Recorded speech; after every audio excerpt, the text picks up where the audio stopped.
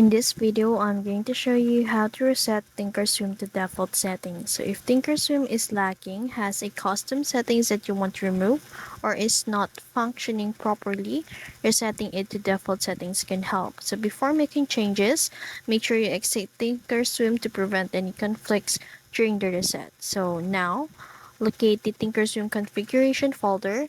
So as you can see, right now I'm using the web-based ThinkorSwim.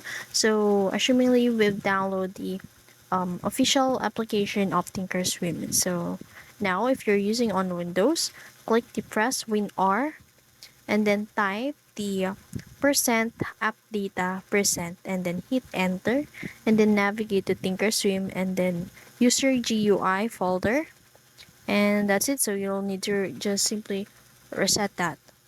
So if you're using a Mac, open Finder and then go to the library, then application support and then ThinkorSwim. So now delete the user setting file. So find and delete the following files. So for the Windows, you can search for the user GUI.xml to reset UI settings, and then ThinkorSwim settings or ThinkorSwim.settings to resets platform preferences. And to clear ThinkorSwim cache, this is optional for performance issues.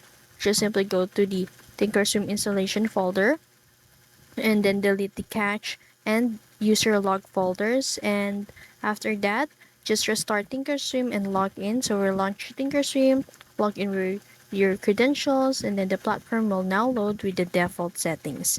And that's it. That's how to reset the ThinkorSwim to default settings. So if you found this video helpful, don't forget to like, share, and subscribe to the YouTube channel.